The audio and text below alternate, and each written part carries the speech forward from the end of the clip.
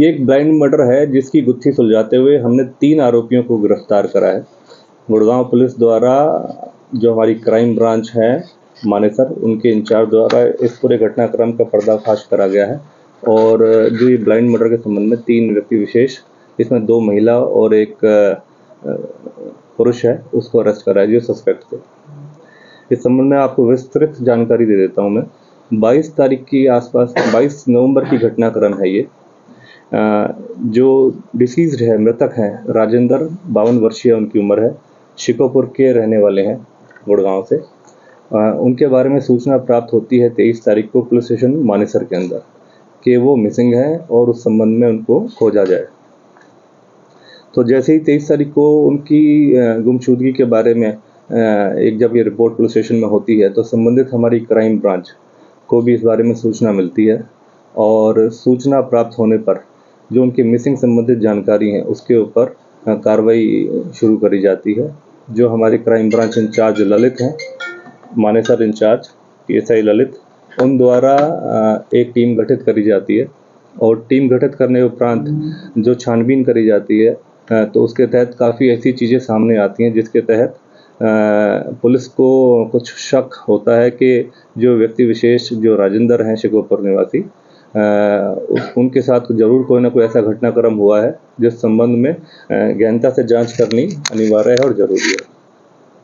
उसी के उपरांत जब इसकी जांच चल रही होती है, इसके बारे में जानकारियाँ इकट्ठी करी जा रही होती हैं, तो जो शिकोपुर और IMT के पास जो हाईवे एरिया है वहाँ पर इनकी एक व्हीकल, जिस व्हीकल में ये गए थे, इनकी एक फॉर्च्यूनर कार थी, वो अबेंडन खड़ी हुई मिलती है। तो उसके बाद शक और बढ़ जाता है किस तरीके से ये व्हीकल अबेंडन यहाँ खड़ा हुआ है और उसके बाद जो मिसिंग पर्सन है उनका अता पता नहीं चल पा रहा है। तो उसी के क्रमबद्ध तरीके से जब आगे हम कार्रवाई अपनी बढ़ाते हैं तो CCTV के माध्यम से और अन्य ऐसे फोरेंसिक टूल्स को इस्तेमाल करते हुए हमें और कुछ जानकारियाँ प्राप्त होती कि जो राजेंद्र हैं ये किन किन जगहों पर जब अपने घर से निकले थे तो वहाँ गए थे। उन संबंधित काफ़ी ऐसे लोगों को हम शामिल अनुसंधान करते हैं, जानकारियाँ लेते हैं। तो उसमें उसी जांच के दौरान हमें कुछ पता चलता है कि जो सुषमा हैं, जो IMT सेक्टर 1 की निवासी हैं, वहाँ रहती हैं, उनके पास काफ़ी आना जाना था मृतक का और काफ़ी पुराने समय से उनकी आपसी जानकारी थी। उसी को चलते जब हमने उनको पूछताछ में लिया और अन्य जो उनके और कुछ वहाँ पर जो साथी थे उनको पूछताछ में लिया तो अलग अलग वर्जन्स रिकॉर्ड हुए। उन वर्जन्स को जब हमने एनालाइज करा तो देखा कि कहीं ना कहीं ज़रूर इनके अंदर ऐसी सिचुएशन है जहाँ पर ये कुछ पुलिस से छुपा रहे हैं।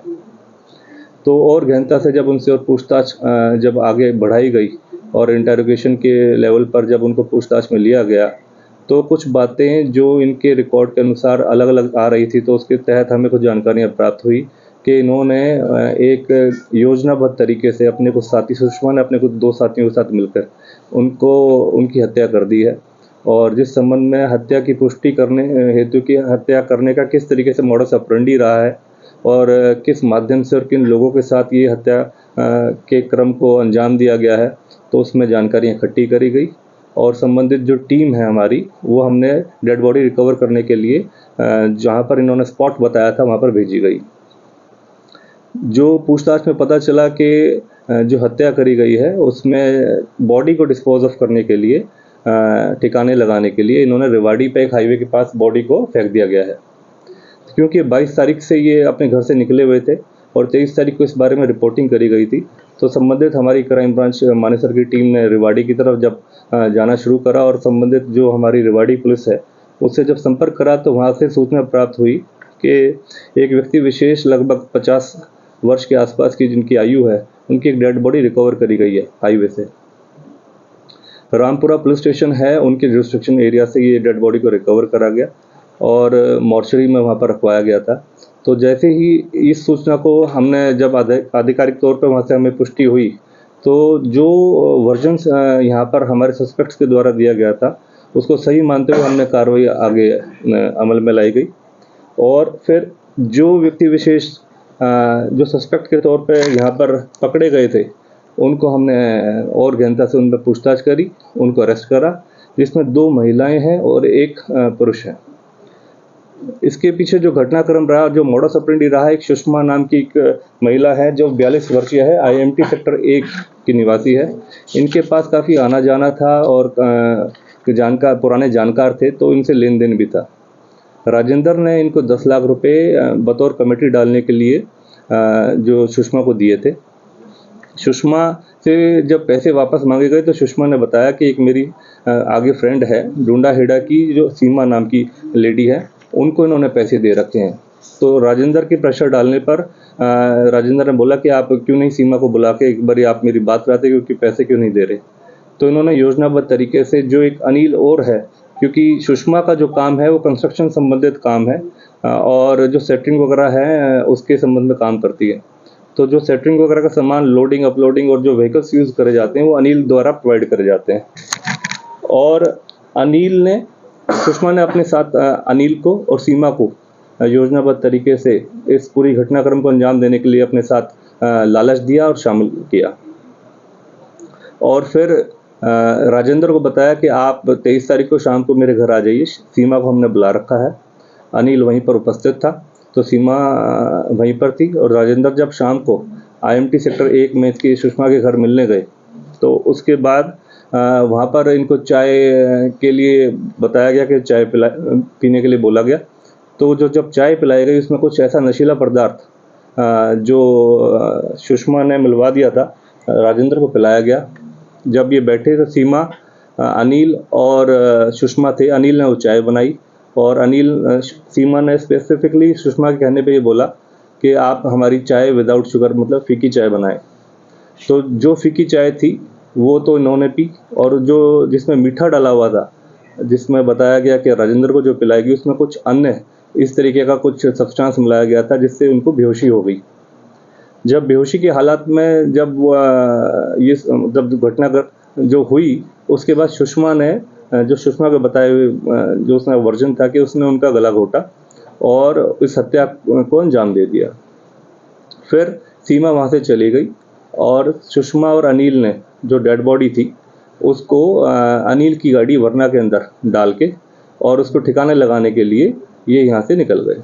और रामपुरा जो पुलिस स्टेशन है अपना रेवाड़ी का, उसके क्षेत्र में जो हाईवे के आसपास का एरिया है, वहाँ पर इस बॉडी को फेंक दिया गया। तो ये पूरा घटनाक्रम था जिस संबंध में इन तीनों को, जो एक सुषमा है, सीमा है और अनिल है, तीनों को हमारी क्राइम ब्रांच ने अरेस्ट करा है। फॉरेंसिक ऑडिट और जब इसका फॉरेंसिक हमने जांच कराई सीन ऑफ क्राइम टीम से, तो उसमें काफ़ी ऐसी चौंकाने वाली चीज़ें सामने आई जो इस पूरे घटनाक्रम के बारे में हमें और पुख्ता तौर पर मतलब जानकारियाँ देती हैं। जैसे कि वरना के अंदर जो वॉमिटिंग अगर हमें मिली, उससे भी कुछ पुष्टि हो रही है कि इस तरह की घटनाक्रम उस गाड़ी के अंदर हुआ। मृतक के कुछ बाल भी वहाँ से बरामद हुए हैं, जो हमारी सीन ऑफ क्राइम टीम ने वहाँ से ड्यूरिंग इंस्पेक्शन बरामद करे हैं।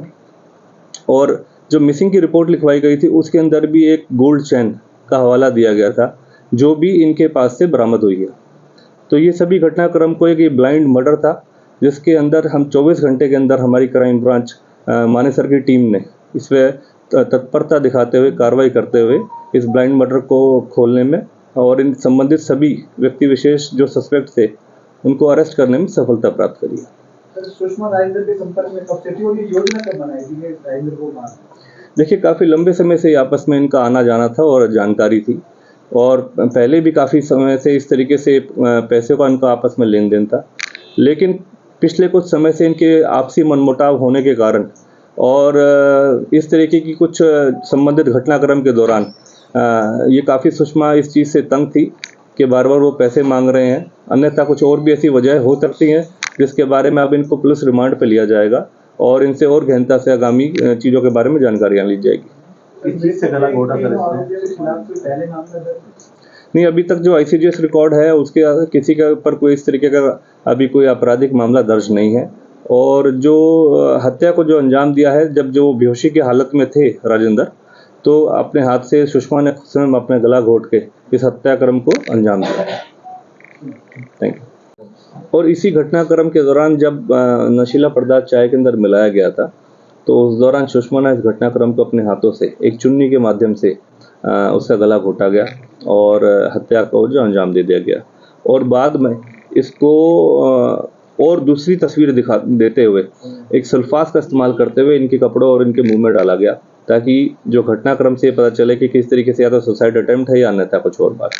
तो ये जो भ्रामक सारी कहानी बनाने की कोशिश करी और सो जो बातें जो सस्पेक्ट्स थे उन्होंने इस घटनाक्रम को एक अलग दिशा देने की प्रयास करा, ताकि पुलिस भ्रमित रहे और पुलिस सही एंगल पर जांच ना कर पाए। लेकिन समय रहते हुए हमारी क्राइम ब्रांच की टीम ने इन सभी पहलुओं के ऊपर जांच करते हुए इन सभी को पकड़ने में सफलता प्राप्त करी है। Thank you.